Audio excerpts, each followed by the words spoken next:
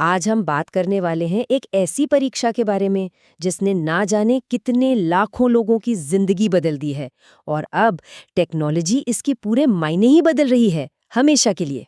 जरा सोचिए, एक ऐसी नौकरी जिसमें इतनी पावर, इतनी जिम्मेदारी और इतना सम्मान हो कि हर साल लाखों नौजवान अपना सब कुछ दांव पर लगा देते हैं। आखिर ऐसा क्या है इस एक नौकरी में? तो कहानी शुरू होती है यहीं से। देखिए, भारत जैसे इतने बड़े और विविध देश में सिविल सर्वेंट्स वो अदृश्य ताकत हैं जो असल में देश को एक साथ जोड़कर रखती है। देखिए, हर 5 साल में सत्ता बदलती है, नई सरकारें आती हैं, नई नई पॉलिसीज बनती हैं, नए वादे किए जाते हैं। ये तो लोकतंत्र का एक चक्र है जो चलता रहता है। लेकिन इन सब बदलावों के बीच भी एक चीज है जो हमेशा स्थिर रहती है। वो है देश का कामकाज, उसकी संस्थाएं, उसका भविष्य। ये सब कभी नहीं रुकता। और इस कंटिन्यूटी के पीछे जो लोग हैं वो हैं सिविल सर्वेंट्स, आईएएस और आईपीएस अधिकारी, जो पर्दे के पीछे रहकर ये पक्का करते हैं कि देश की गाड़ी स्मूथली चलती रहे। और इसका असर कितना गहरा होता है जरा ये देखिए। एक डिस्ट्रिक्ट मैजिस्ट्रेट का सिर्फ एक फैसला लाखों जिंदगियां बदल सकता है। किसी गांव में पानी पहुंचाना हो या किसी शहर में लॉ एंड ऑर्डर बनाए रखना, यही वो पावर है जो इस नौकरी को इतना खास बनाती है। लेकिन इस सम्मानजनक पद तक पहुंचने का जो रास्ता है ना, वो शायद दुनिया का सबसे मुश्किल रास्ता है। जी हाँ, हम बात कर रहे हैं यूपीएससी सिविल सर्विसेज एग्जाम की। एक ऐसी परीक्षा जो सपनों को बनाती भी है और तोड़ती भी है। जरा इस नंबर पे नजर डालिए। हर साल करीब करीब 10 लाख लोग इस एग्जाम का फॉर्म भरते हैं। 10 लाख!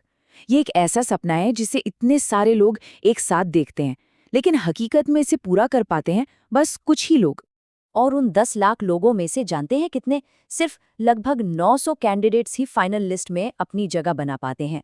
बाकी सब बस एक आंकड़ा बनकर रह जाते हैं। तो इसका मतलब क्या हुआ?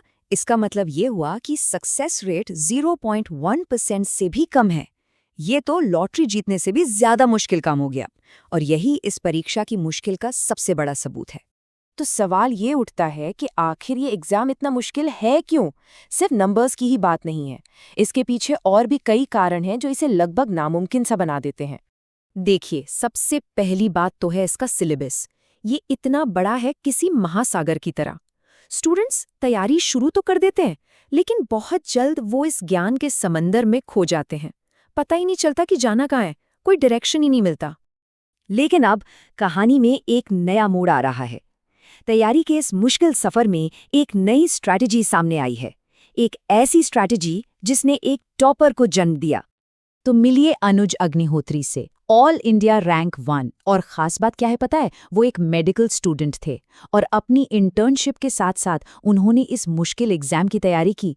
सच में एक बहुत बड़ी प्रेरणा है ये। और उन्होंने जो कहा वो बहुत दिलचस्प है।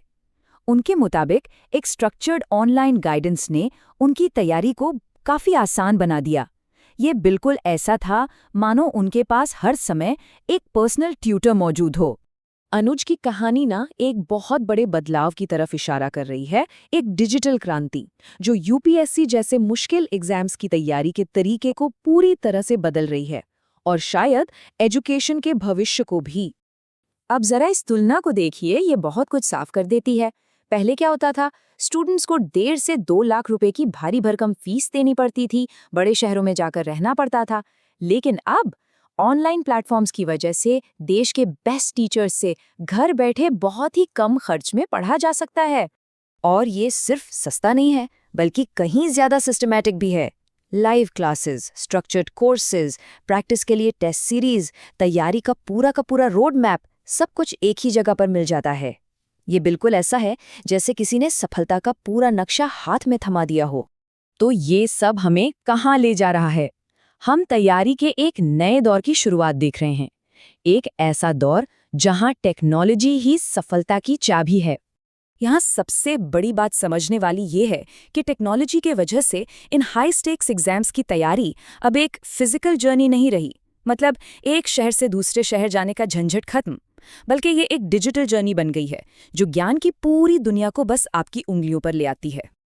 और ये हमें एक आखिरी सवाल पर लाकर छोड़ देता है जैसे जैसे टेक्नोलॉजी और बेहतर होती जाएगी, क्या ये तैयारी का मतलब ही पूरी तरह बदल देगी? क्या भविष्य में सफलता सिर्फ मेहनत पर नहीं, बल्कि सही टेक्नोलॉजी को इस्तेमाल करने पर निर्भर करेगी?